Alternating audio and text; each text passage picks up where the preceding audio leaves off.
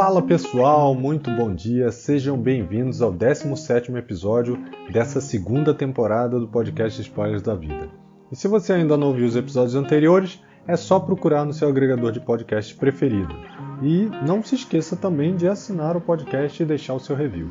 Sinta-se à vontade de sugerir os temas que você acha importante. E hoje nós vamos falar sobre autocontrole, assunto que está relacionado a todos os pilares da nossa vida, seja do lado pessoal ou profissional. E para começar, eu vou falar que o mais importante para o seu autocontrole não é o seu autocontrole. E sim, exatamente isso. Mas antes de poder te explicar, deixa eu contar uma história que vai contextualizar e você vai entender. Em 1971, durante a Guerra do Vietnã, foi descoberto que 15% dos soldados eram viciados em heroína. E os Estados Unidos, então, ele criou um escritório de prevenção ao abuso de drogas que ia ajudar no tratamento desses soldados para que eles pudessem voltar para sua casa sem o vício. E aí, dentro desse contexto, quando os soldados retornavam para casa, eles acompanhavam, e eles descobriram que desses soldados que retornaram, só 5% continuaram usando drogas. Isso porque eles tiveram uma mudança radical no ambiente em que eles estavam. Durante a guerra, eles tinham a droga de fácil acesso, eles estavam em um ambiente repleto de estímulos que levava ao estresse, e esse estresse fazia com que eles quisessem usar drogas, entorpecentes para sair desse ambiente. E eles tinham também outros soldados que usavam, e até o vínculo de amizade com esses outros soldados acabava influenciando. Isso aconteceu porque no ambiente da casa deles, quando eles retornaram, todos aqueles gatilhos que passaram durante a guerra foram eliminados, eles não tinham como passar pelos mesmos gatilhos. E isso quebrava aquele hábito que tinha sido criado. Mas não se engane achando que isso foi por conta do autocontrole. Eu vou pegar aqui um exemplo mais comum, que provavelmente você já viu. Imagina que você tem um trabalho que te exige bastante e em alguns momentos te leva ao estresse. E chegando em casa, esse mesmo estresse vira uma justificativa para você beber uma cerveja. Com o tempo, isso acaba se tornando um hábito. E por mais que você queira parar, você ainda tem dificuldade. E aí, durante o seu período de férias, você vai para uma casa de campo, por exemplo, ou uma casa de praia, tanto faz. E aí, longe daquele teu gatilho do estresse, você acaba deixando de beber essa cerveja. E você passa a se exercitar mais, você passa a ver o pôr do sol, você fica mais próximo da sua família. Tudo isso porque você mudou o seu ambiente. Mas o que você acha que vai acontecer quando você voltar para o seu ambiente antigo?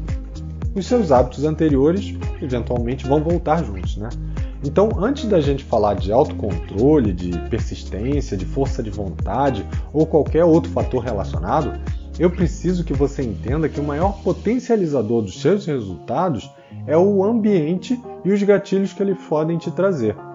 Poxa, Bruno, beleza. Então, nesse caso que você falou, eu tenho que fazer o quê? Eu tenho que pedir demissão, sair do meu emprego? Olha, se o emprego realmente for o problema, talvez essa seja sim a solução. Mas eu não acho que esse seja o único ponto do cenário. Existe algo mais simples que você pode fazer, que é simplesmente tirar a cerveja.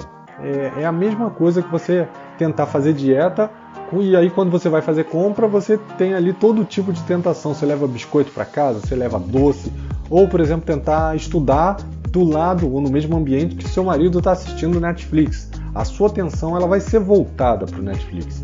Ou, por exemplo, se você fica o dia inteiro no celular, no joguinho ou nas redes sociais, a única forma de você realmente conseguir ter mais autocontrole ou facilitar o seu autocontrole nesse contexto é tirar o celular de perto. Então, quanto mais o seu ambiente exigir o autocontrole, mais dificuldade você vai ter em manter isso por muito tempo, ou seja, transformar o seu autocontrole em algo perene. Lembra que o autocontrole é uma energia que vai se exaurindo conforme você vai usando? Se você não lembra, não tem problema não. Dá uma olhada lá no episódio 15 da primeira temporada ou o episódio 8. O 15 fala sobre foco e disciplina, o 8 fala sobre procrastinação, que entra um pouquinho nessa parte de autocontrole. E de forma resumida, o autocontrole é a nossa forma de perceber e controlar um comportamento indesejado dentro de um processo emocional. Por exemplo, imagina que todo dia de manhã eu quero ir à academia. E isso funciona muito bem nos primeiros dias, E isso é normal, né? A gente sempre vai com aquela energia, super motivado, e aí motivação é diferente de autocontrole, mas você está super motivado, está com aquela energia, e aquela hype inicial de repente vai começando a baixar, e aí vem um dia de frio, um dia de chuva, onde a cama parece que está mais tentadora do que qualquer outra coisa, e é exatamente o seu autocontrole que vai te fazer ter consciência desse processo que está acontecendo e vai te impedir de deixar de cumprir o seu objetivo, que é ir à academia todos os dias. O fato é que o autocontrole ele vai diminuindo ao longo do dia. Por isso que é mais difícil fazer dieta no final do dia. Ou também é mais difícil ir à academia, ou resistir a uma tentação de beber uma cerveja, ou maratonar uma série. Então já viu, né? Além disso, nada de marcar reunião para tratar problema, tomar decisão difícil ou falar de assunto polêmico, muito menos discutir relação no final do dia. É 100% de chance de que isso não vai acabar bem. E agora que você já entendeu, né, esse contexto, mais ou menos como é que funciona o autocontrole, eu vou te dizer os 5 principais benefícios que a gente pode ter desenvolvendo o autocontrole. Primeiro porque, de fato, ele é determinante para a sua força de vontade e, consequentemente, para a sua chance de ter sucesso, de atingir um objetivo que você está buscando alcançar. Segundo, porque desenvolvendo o seu autocontrole, você consegue tomar decisões mais assertivas, mais racionais, não se deixando levar pelo seu lado emocional. E sim, levando em conta os fatos, da forma como eles aconteceram, deixando de ter aquele conhecido sequestro da amígdala, né, onde você se leva pelo emocional e acaba fazendo ou dizendo coisas que não deseja. O terceiro é para você dominar e controlar os seus hábitos e até mesmo os impulsos negativos na sua vida, como por exemplo fumar, procrastinar ou explodir em momentos de estresse, né? Eu conheço algumas pessoas que falam, não, na hora que as coisas estão pegando fogo, eu explodo. Então, lembrando que o autocontrole ele é um fator essencial, principalmente para você trabalhar a inteligência emocional, que ajuda nessa parte da explosão, né? do sentimento exacerbado. E também com maior conhecimento sobre o seu processo emocional, você controla melhor a sua ansiedade, o seu estresse, ou qualquer outro sinal fisiológico que é causado por alguma emoção. E um dos que eu considero mais importante é o conhecimento dos seus limites, que ajuda você a ter a capacidade de apertar aquele botão vermelho quando você está perdendo o controle, sabe? Aquele botão do pânico, ou então, para quem é nostálgico das antigas, o botão do Batman, que você sabe que naquele momento você vai parar o seu processo emocional. Por exemplo, se você está tendo uma discussão de relacionamento e de repente está sentindo que o clima está ficando pesado, que você está prestes a explodir, você simplesmente respira e fala assim, olha, dá um minuto que eu vou ali beber água, quebra esse processo, faz alguma coisa para interromper esse fluxo, esse gatilho que está te levando nesse processo emocional e quem sabe até levando a outra pessoa a ultrapassar o limite dela. Então esses são os principais, né, benefícios do autocontrole e fora outros benefícios que são indiretos. Legal, Bruno, mas e aí? Onde é que eu compro esse tal de autocontrole? Porque eu sou aquele cara pavio curto e toda hora eu tô saindo do prumo. Eu vou te dar uma notícia boa e uma ruim. A ruim é que você não pode comprar autocontrole. Seria ótimo, né? Naquele dia que você precisa mais de autocontrole, você ia lá, comprava um pouquinho e equilibrava. Mas infelizmente não tem como. A boa é que você já tem autocontrole e ele funciona mais ou menos como se fosse um músculo. Quanto mais você desenvolve o seu autocontrole, quanto mais você pratica, quanto mais você pratica o seu autoconhecimento, mais você vai ter aquela bateria diária de autocontrole. E fica tranquilo que eu vou dar aqui 6 passos para você masterizar no seu autocontrole, para você conseguir desenvolver bastante e entender como ele vai te ajudar no dia a dia, tá bom? O primeiro passo é tenha consciência das suas emoções. Entenda quando você perde o seu controle, quais são os gatilhos, que emoções são encadeadas e passe a anotar e registrar tudo que faz parte desse processo. Onde aconteceu, como você se sentiu, o que isso causou em você, quais foram suas ações, qual foi o seu comportamento, como foi a sua reação. Tudo isso vai servir para um passo mais adiante. Não ter consciência sobre esse processo emocional é simplesmente entender que a gente é assim, ponto final. É aquela pessoa que se acha pavio curto e vai ser assim pro resto da vida, é aquela pessoa que é explosiva e acha que vai ser assim pro resto da vida, quando na verdade é tudo uma questão de autoconhecimento e de desenvolver a inteligência emocional e o autocontrole. O segundo passo é: veja as coisas como elas são, sem a sua projeção emocional. Então, por exemplo, passe a olhar os fatos como fatos e sem a sua projeção, sem experiências que você tem, sem crenças que formaram os seus pensamentos. Pensa naquele marido, por exemplo, ciumento, que vê uma mensagem no celular da esposa dizendo, ou ela foi pro trabalho, né? E aí ele vê uma mensagem no celular dela assim: hoje à tarde foi fantástica. Antes de qualquer coisa, ele já vai estar pensando que está sendo traído, ele já vai chamar a mulher para fazer uma DR, e isso inclusive é muito comum em relacionamentos, né? A gente projetar as nossas emoções e medos nos acontecimentos, moldando a forma como a gente imagina que eles foram, né? E nesse caso, poderia simplesmente ter sido uma apresentação para o cliente que a esposa fez na parte da tarde, que ela mandou bem, que fechou um contrato, mas que você olhou através do seu prisma emocional e, obviamente, você não deu tempo de entender todo o contexto e de ver os fatos.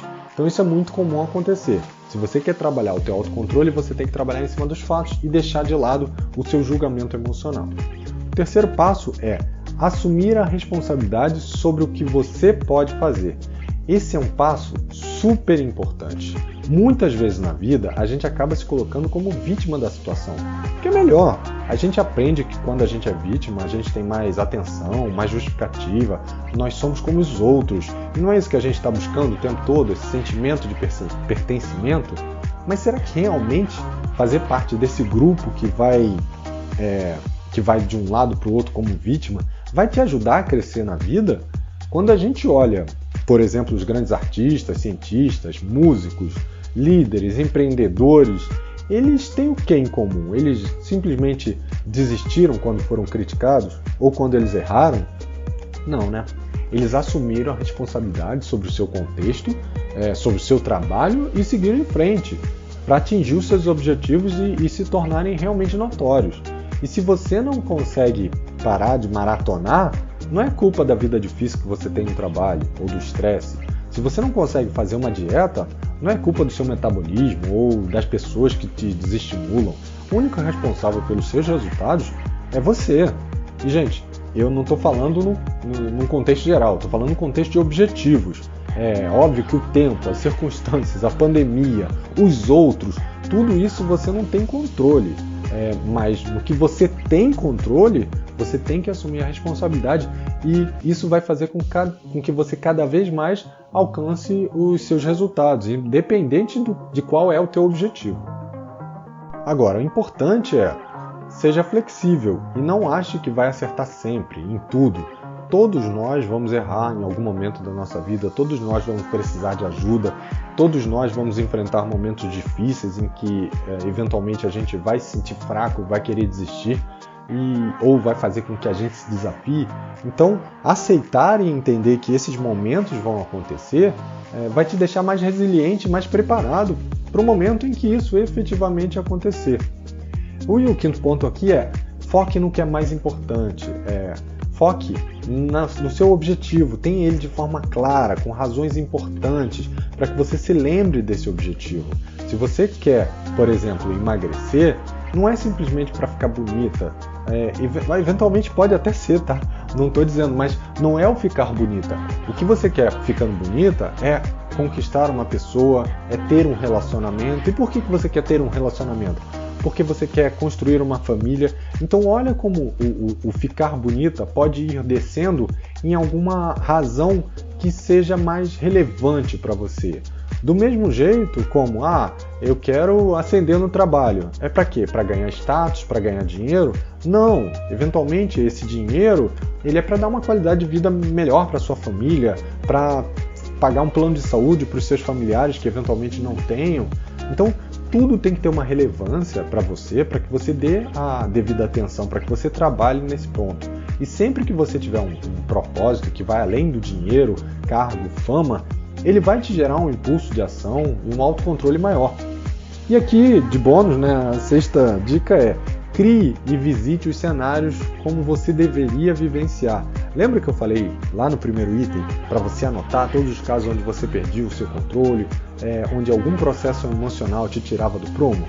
Então, revisitando esses cenários, você pode mudar o final deles. Essa é uma técnica que pode ser usada inclusive para cenários que ainda não ocorreram, para que você se planeje para quando eles acontecem ou quando eles vierem a acontecer. Se você teve, por exemplo, uma discussão com o seu chefe, quando ele te colocou de frente a frente com um cliente e ele te criticou e naquele momento você explodiu e respondeu a ele, volte nessa discussão e pense, como é que você gostaria de ter agido? Como é que você gostaria que essa discussão tivesse terminado? Repita isso na sua mente, visualize algumas vezes, faça uma gravação, porque o seu cérebro ele não sabe qual é a diferença entre o que você está criando e essa falsa recordação, que vai te ajudar em um momento mais para frente, caso você precise. E você também pode fazer isso olhando para frente. Imagina que você vai ter uma conversa complicada com a sua esposa, e aí você está preocupado, está ansioso, não sabe como é que vai acontecer, e essas emoções vão ser engatilhadas no momento. Então crie cenários em como você gostaria de conduzir, e na hora que essa discussão estiver acontecendo, que essa conversa estiver acontecendo, você já vai estar emocionalmente preparado. Se você não quiser uma discussão, você vai saber os caminhos que você tem que trilhar para não levar a essa discussão. Essa é a parte importante do autocontrole. Ah, Bruno, mas e se for uma dieta? Se você quer fazer uma dieta, crie cenários de como você vai se comportar quando você tiver um ambiente onde as suas fraquezas estão ali. Pô, fui por uma festa infantil que só tem salgadinho e refrigerante. E aí, o que eu faço? Pensa na sua cabeça como é que você quer lidar com isso no momento em que você estiver enfrentando. E não deixe para decidir isso quando estiver acontecendo. Quando você trabalha isso com antecedência, o seu cérebro vai estar preparado para dizer o não na hora que você estiver ali. Isso é tipo um hack mental para que você esteja preparado para o momento em que seu autocontrole for necessário. E aí o seu processo emocional ele já vai ser conhecido, ele não vai ser uma novidade.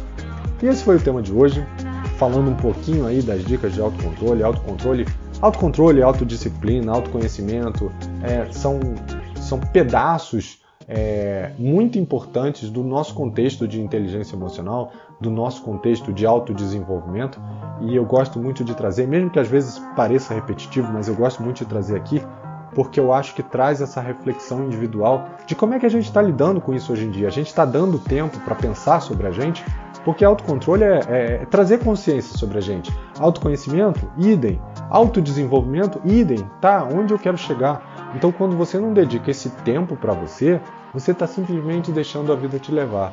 E a gente está num momento onde a gente não pode passar por isso, onde a gente tem que dedicar a olhar o nosso futuro. E se você gostou desse tema, deixe o seu comentário, deixe o seu review, compartilhe esse conteúdo com quem você achar que é importante. E se tiver alguma sugestão, como eu falei, pode deixar o seu review, pode deixar seu comentário. Se quiser ver no blog também, lá vai ter esse artigo referente ao conteúdo do autocontrole. E você também pode deixar seu comentário por lá, tá bom? Um abraço e até a semana que vem. Tchau, tchau.